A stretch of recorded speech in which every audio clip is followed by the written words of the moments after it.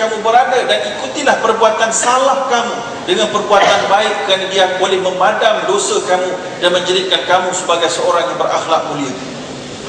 So anggap duit itu sebagai sedekah kesalahan kita di jalan Allah. Ini bukti kita nak Islam betul-betul, bukti kita nak patuh hukum syariah. Dia akan menjadi bukti jika akhirat kelak, tuan-tuan. Dia akan menjadi bukti. Ya? Jadi tuan-tuan dan puan yang dirahmati Allah, saya tahu memang ramai orang tanya, dia kata, Ustaz, kalau ni lawyer dah 10,000 mungkin. Kamu salah, siapa suruh? Macam orang tanya, Ustaz, saya dah terlanjur dapat anak haram ni, macam mana nak buat? Oh, payah, tuan-tuan.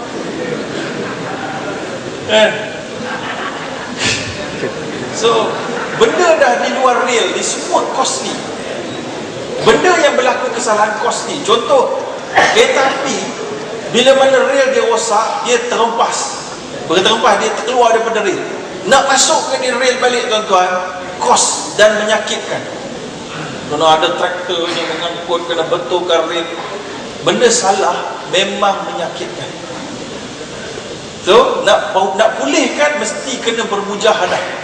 Sebab itulah ada orang dia dapat terlibat dengan dosa, dia nak taubat, dia kena mujahadah. Dia tak mau mujahadah, fi qulubihim maradun fazadahumullahu marada. Sebab itulah orang yang bertaubat selepas melakukan dosa adalah yang paling Allah cintai. Sebagaimana hadis ini disebutkan, seolah-olah orang yang tidur, kemudian unta dia hilang tengah padang pasir, tiba-tiba hilang, dia rasa dia mati. Bila dia tertidur, bangun-bangun, unta dia ada. Gembiranya dia kerana dapat seolah mati hidup semula. Allah lagi gembira kalau ada hamba yang berdosa taubat. Ya, sebagaimana sabda Nabi hadis sahih Muslim, "Lau lam tudnibu la dhahaballahu bi qaumin yadnibun fayastaghfirullaha faghfarallahu lahu." Atau kama qala, iaitulah kalau kamu tak berdosa, Allah akan alihkan kamu dengan kaum yang berdosa, dia minta ampun, maka Allah ampunkan dia. Tapi jangan salah faham hadis ni, buatlah dosa beramai. Hadis ni nak beritahu, memang kita tak boleh lari daripada dosa. Walaupun kita seorang mukmin, sebab kita tidak maksum. Sebab itulah disebut dalam firman Allah, wa idza fa'alu fahishatan aw zalamu anfusahum dzakarullaha fastaghfaru lidzunubihim. Ya, ayat ni kalau tuan-tuan baca sebelum tu, apa ayat sebelum tu? Cerita pasal orang mukmin yang yunfiquna fi sabilillah, orang yang berinfak sebagainya. Tiba-tiba apabila mereka melakukan fahisyah. Apakah arti fahisyah, tuan-tuan? Fahisyah ni dosa yang melibatkan kemaluan dan syahwat. Mungkar ni umum, fahsyah ni khusus kepada dosa seksual. Maknanya Allah nak isyaratkan orang mukmin pun ada kalanya terlanjur buat benda salah yang melibatkan seksual. Tengok video lucah, ramai apa ustaz-ustaz tengok video lucah? Ada? Agak-agak je lah, tak ada lah. Tengok TV, tengok gambar seksi-seksi, tak kira lah ustaz ke orang lain ke, ada belakang yang terlanjur, ternampak sebagaimana manusia biasa. Tapi ciri utamanya, bila dia lakukan dosa itu, zakarullah, segera dia teringat Allah. Macam cerita Nabi Allah Yusuf. Apa cerita? Bila mana isteri menteri, ya, Zulaikha tu khilaf nama tu betul tak betul, yang betulnya isteri menteri, menggoda dia, laula burhana rabbi, kalau dah tidak kerana aku ternampak tanda-tanda kebesaran Allah. Nampak? Time tu orang mukmin, Nabi ni tengah time-time syahwat tengah menguasai, ingat Allah. Jadi saya nak kita sikit kat situ maknanya, kita mesti cepat-cepat taubat. Nak taubat tu susah. Sebab susah tu Allah suka tu. Sebab susah menunjukkan kita iman kita betul-betul kuat. Baik, walaupun nak taubat tadi kena kos tambahan lawyer, kena kos tambahan lain, financing tu jadi bertambah, maka kita masih sanggup. Itu tanda kita ada iman. Ya, wallahu a'lam. Jadi itu saja jawapan. Ada soalan lain? Sesi kedua. Okey. Sila. Kalau nak tulis pun boleh juga. Kalau ada setengah orang dia tak boleh nak bercakap, sebab kalau bercakap dia tak faham, saya pun tak faham. Saya tulis. Saya Ismail Harun dari BD Jakarta. Soalan saya, apakah boleh dinar emas menggantikan dolar? Jika boleh, nyatakan peranan, kaedah, kebaikan serta kesan. Itu saja. Terus soalan kedua. Assalamualaikum warahmatullahi wabarakatuh. Saya Fadilah Muhammad dari Keluang. Saya ingin tanya Tuan, adakah dikira sebagai syubhah ataupun kalau kita berurus niaga dengan bank-bank yang masih mengamalkan sistem konvensional, tetapi kita berurus niaga dengan bahagian-bahagian yang mengamalkan Islamic sistemnya. Contohnya Maybank dia konvensional dan dia pun ada bahagian-bahagian Islam. Adakah kita dikira menyumbang kepada syubhat itu adalah? Yang kedua, tentang public mutual daripada public bank, pelaburan-pelaburan yang dilaporkan oleh public mutual ni, adakah walaupun dia telah disenaraikan ihtifal Islam itu semua, adakah benar-benar halal dan pelaburan-pelaburan yang lainlah oleh public mutual. Kemudian soalan saya ketiga, boleh tak tuan senaraikan selain daripada bank Islam dan bank rakyat, bank-bank yang fully Islamic? Sekian, terima kasih tuan. Okey, ada lagi 4 orang. Kan senang beratur. Silakan. Assalamualaikum warahmatullahi wabarakatuh. Ringkas soalan. Saya Muhammad Mutri dari Bukit Tinggi. Ada beberapa soalan, saya ringkaskan. Yang pertama berkenaan dengan pelaburan ASB, Amanah Saham Bumi Putra.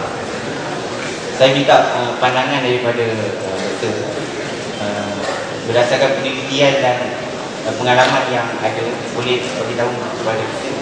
Maksudnya dari segi hak hukum dan boleh atau tidak untuk kita ambil daripada ASB. Yang kedua, berkenaan dengan pelaburan, boleh Doktor terangkan ciri-ciri ataupun perkara-perkara yang perlu kita sebagai Muslim yang ada inisiatif untuk mengambil perkara yang halal berkenaan dengan pelaburan, perkara-perkara yang perlu diambil kira oleh kita sebagai orang mukmin. Dan yang ketiga berkenaan dengan hutang berkenaan dengan satu produk BBA dengan syarikat dalam kisah. Boleh Doktor terangkan sebab ada negara-negara yang tidak mengambil pakai produk BBA, dan boleh jelaskan apa yang mana lebih baik untuk kita ambil produk-produk ini. Okey, terus. Assalamualaikum warahmatullahi wabarakatuh. Saya Usman bin Sahlan daripada Kolej Pengajian Islam Johor, Marsah. Yang berbahagia Doktor, soalan yang pertama berkaitan dengan KWSP. Jadi kita lihat kakitan kerajaan, kontrak dan sebagainya perlu mencarum dalam KWSP. Jadi apakah hukumnya dan bagaimana pula tentang interest kadar faedah yang diperolehi, bagaimana perlu dikira-kira dan agaknya di manakah perlu dibelanjakan akhirnya nanti. Yang kedua, jika Ustaz dapat menjelaskan dengan lebih jelas berkaitan dengan pembelian emas secara ansuran tadi. Saya rasanya tadi cerita tadi itu belum habis sahaja.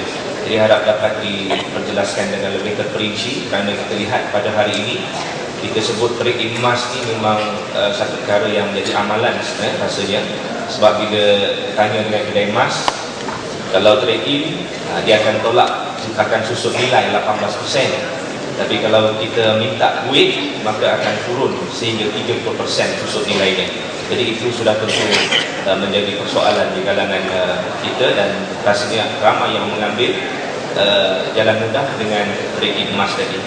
Allahu a'lam bishawab. Dan akhir sekali kaitan dengan sekarang ini sudah ada trend pelaburan emas, ya. sama ada public goal ke dengan bank dan sebagainya. Jadi boleh doktor jelaskan sedikit berkaitan dengan hal tersebut. Sekian, terima kasih. Terus Saya okey, terus. saya pegawai dari masa yang tanya tentang penggunaan kad kredit. Sebab kad kredit ni kan dia macam ada macam pinjaman lah macam RM1,000 ni kan. Adakah ada unsur riba juga dan apa riba? Soalan kedua. Soalan kedua. Kawan kita punya duit, lepas tu kan dia cakap dia nak pinjam, tapi dia macam tak bayar. Adakah dia boleh kira sedekah atau hadiah? Sebab dia hanya cakap untuk pinjam. Sekian, terima kasih. Okey, terus. Assalamualaikum warahmatullahi wabarakatuh. Saya pelajar dari Kolej Madrasah Pengajian Johor, Marsa. Ini ditanyalah soalan pertama.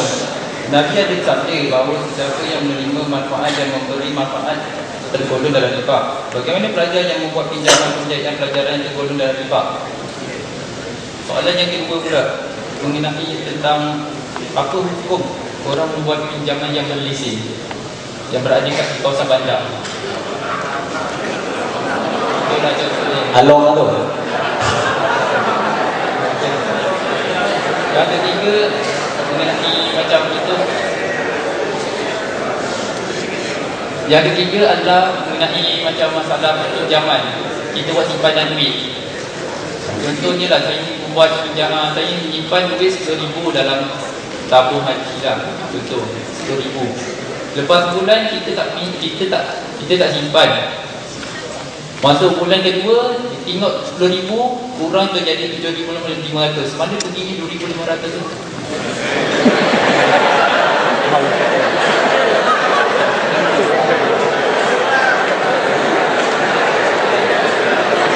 Okey, terus. Bismillahirrahmanirrahim. Assalamualaikum warahmatullahi wabarakatuh. Waalaikumsalam warahmatullahi wabarakatuh. Nama saya Muhammad Ami bin Samuel daripada Koperasi Pegawai Kerajaan Daerah Johor Bahru Berhad. Saya ingin bertanyakan dua soalan kepada doktor. Soalan pertama ialah berkaitan dengan pinjaman syariah. Apakah hukum sesuatu organisasi sekiranya pelaksanaan syariah yang sebelum dijalankan pinjaman syariah itu, organisasi itu ada pinjam pihak lain dengan kadar interest profesional, dan duit yang diterima dari pinjaman itu kita gunakan untuk pinjaman syariah. Jadi saya mahu pandangan dan penjelasan pihak doktor lah tentang perkara ini. Soalan kedua adalah berkaitan dengan forex trading. Apa hukum kita menjalankan urusan forex trading, yang mana usaha forex trading ni kita jalankan pada masa JNT lah, masa Greenwich. Jadi saya nak tahu pandangan doktor dengan perniagaan forex. InsyaAllah. Terima kasih. Okey, last soalan yang terakhir. Assalamualaikum warahmatullahi wabarakatuh. Saya daripada Kolej Pengajian Islam Marsa. Okey, soalan saya, apakah hukum kalau kita nak kerja tapi sebuah syarikat tu suruh buka akaun bukan Islam, tapi kita kena buka akaun atau cari kerja lain? Okey, soalan yang kedua tu, Terus. apa hukum kalau kita main saham? Okey, itu dia. Terima kasih. Banyak soalan tu, dekat 10 soalan. Pada saya ni ada 2 soalan tertulis. What is the difference between takaful dan insurance? Dan lagi satu soalan ni kena baca panjang sikit. Silakan. Bismillahirrahmanirrahim. Ini bukan 10 soalan, 20 soalan. Yang pertama sekali, dinar emas boleh ke ganti dolar? Jawapan dia tak boleh. Kerana yang pertama sekali, kalau nak ganti ni, maksudnya kita kena ada emas yang sama banyak dengan nilai dolar yang ada dalam pasaran. Maka emas dalam pasaran dunia ni tak cukup banyak untuk standing dengan nilai duit kertas yang ada. Satu. Yang kedua, kalau kita nak ganti dolar ni, kita kena menguasai jawatan Presiden Amerika Syarikat